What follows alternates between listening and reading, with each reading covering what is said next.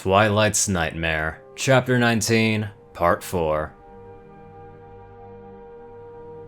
Sometime later, Flurry had completely tired herself out playing with Cadence. Cadence watched her daughter sleep and wondered what she was gonna do. She loved every moment that she had with Flurryheart, but there were things that she had to learn. Almost as if summoned, Knight's form stepped from the shadows.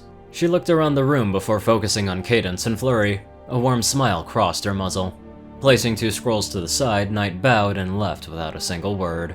Lifting the scrolls in her aura, she opened them. More magic theory to learn. Looking to her sleeping daughter, she made sure that she was tucked in bed with her cuddly toy placed just so. I'll be able to learn these faster with her help. Extending her senses and locating Night proved easy. Everything within the Empire was as simple to detect as Flurry here in the room with her. Quietly, she left the room to find Night. To avoid causing too much of a situation, they both had returned to the other side. Cadence was now back to her normal size and no longer made of crystal.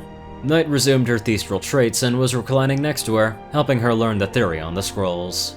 It was hard to feel worried about Night, the mildly frustrated teacher, even if she might really be Nightmare Moon.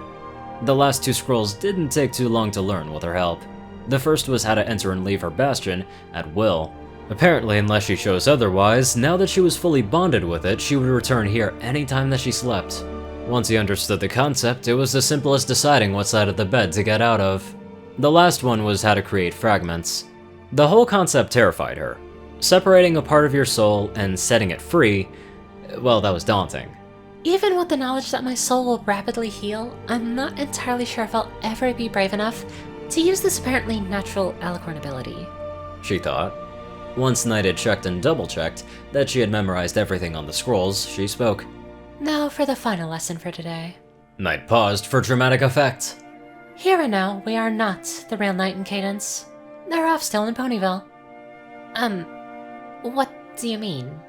Cadence rose to her hooves. A threat of panic entered her mind. Then who am I? She thought.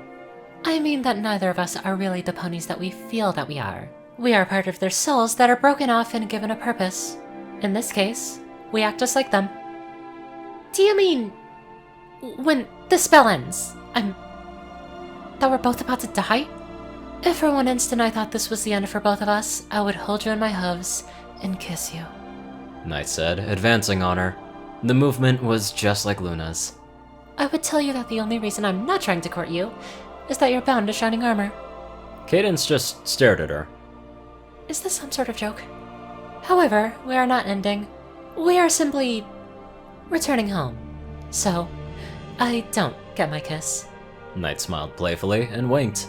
Night pulled her closer and into a hug. There is nothing to worry about. This is just part of what it means to be an Alicorn. Cadence let herself return the hug, little too confused to react. Okay, we might die and you're telling me that I should trust you not kissing me as a reason to believe that it'll all be fine? Night nipped at her ear with a fang. Pay attention. Cadence pressed a hoof to it and she glared at Night. What's it? She started, but was cut off by Night's hoof. If you don't learn to create fragments deliberately, you'll end up doing it accidentally. In a few years, you would start hearing answers of your idly wonderings, or when you talk to yourself, a different you will answer. Luna knows how well that can turn out. Is she talking about how Nightmare Moon came to be?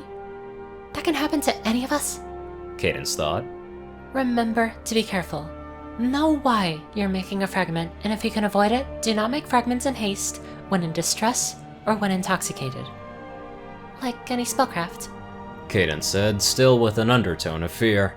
Night stroked along her mane, humming that ancient tune almost as if Cadence was her foal. She could feel her panic fading. The words of the song, words that she had never heard, starting to come to her mind. She let her eyes close. This is nice. Night stopped humming, and just like that, the words faded like mist under sunlight. Cadence opened her eyes, looking into Night's. She wanted to hear more. Regrettably, the lesson and not the song continued. When you create a fragment, either give them a role or a name. If they are needed for a task or will have responsibility, hold that firmly in your mind as you create them. Night looked apologetic. If you do not, then they will be you. This can cause confusion unless you are deliberately trying to be in 2 places at once. Your guards are the first type, but they have a role. They're just that. Guards, loyal, obedience, with little will of their own. If you give them a name, then they will be as real as you or me. So, they'll be my children? Or your sisters, friends, or companions. It all depends on how different you make them. So, that means we're all nameless then? Yes, we feel and act just like the whole. For all purposes, we are them, just in a different place. But I only have one body. Yes, but there are ways around that.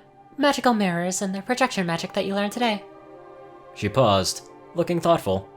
If a fragment claims a name, let them, and welcome your new companion. Do not try to force them to forsake it. It would be cruel, and it will come back to bite you later. Knight said in warning. So the nameless and the ones with only one duty can grow into a named? Knight nodded. Your homework is to create a fragment. This will stop you going insane and prevent any accidental creations. Wait, you're seriously giving me homework? Yes. And now the lesson is over. If you still think we're going to die, I would be happy to make your final moments very pleasurable. Knight said, in a husky voice, leaning closer. Twilight had grown from an adorable foal to a beautiful mare. This close and like this, she could see all the advantages Alicorns had over normal ponies. Knight's hot breath on her ear, wingtips and hooves were almost straying into intimacy, but not quite. Wearing feelings danced into Cadence's mind, what with being fear, anger, embarrassment, and even, to her shame, a little bit of interest. Cadence braced her hooves to push Knight away. Stop it. The world disappeared in a flash of white. Cadence blinked. Her eyes went wide, and there were ponies around her talking. The emotions collided first. Everything that both Cadences had felt hit her all at once, leaving a confusing mess. So many contradictory feelings that, for a few seconds, any reaction was impossible. Who am I? Where am I? What am I? She thought before the two chains of events played out in detail. I took every pony out for food because Pinky ate all the lovely breakfast the star prepared. The Crystal Empire is my soul, I might be the Empress Reborn or worse, and I can split myself into pieces as if it was nothing. I played with my daughter, every pony is happy, Twilight's alive, Knight is a bad teacher. She froze, remembering. Twilight is romantically interested in me. No, that's not right. The desire was in that second connection. It clicked in her mind. One of Twilight's fragments is romantically interested in me, and that fragment was Knight. She had a name, so she was as real as any pony else. Wait, Knight acts like Luna, so could she be Nightmare Moon? She looked straight into Twilight's eyes. No, into Knight's eyes. She could see the difference now. She could see which connection looked out from those eyes plain as day. Knight's final offer went through her mind, and then she remembered the confusion that hit her when her fragment returned. How much of that was just to blunt my fear? To stop me bolting to the skies as soon as I got back?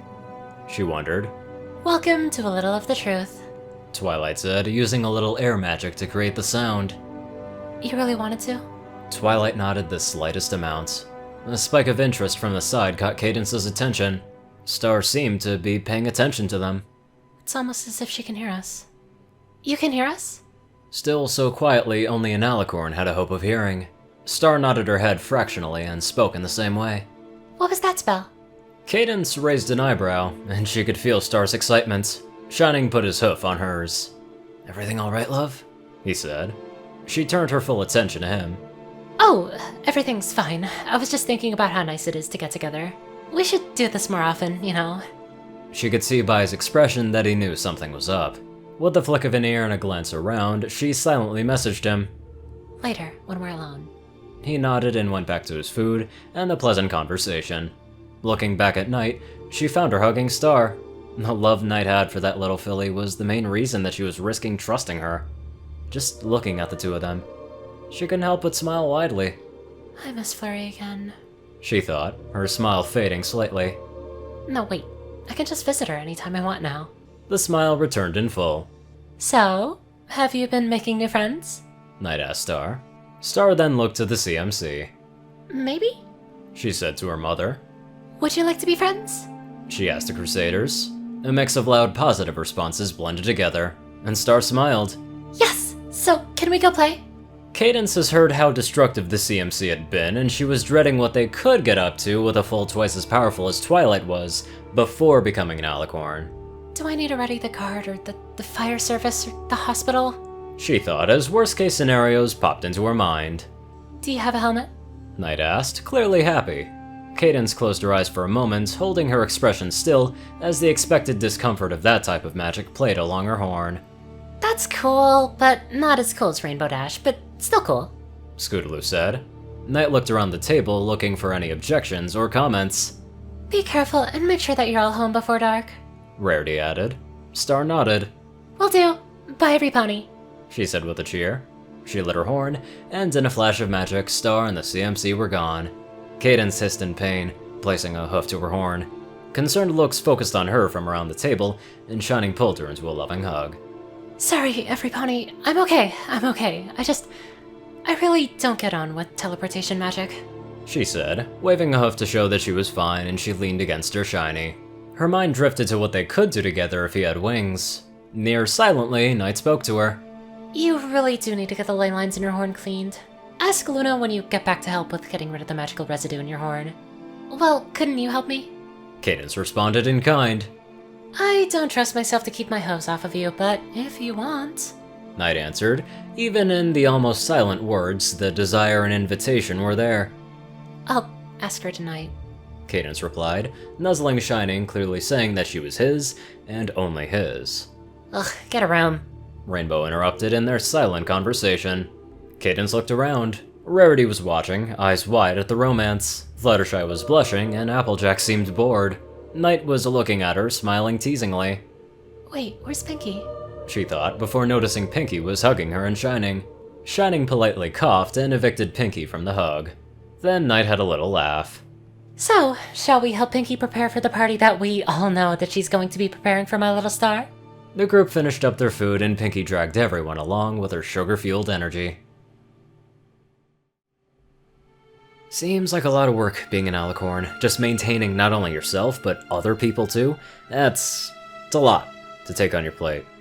Now let's head over to our snuggly donators. Top donators, Dash of Evergreen, Peter Coldhard, J Tinman, Darkside, and Ponyman.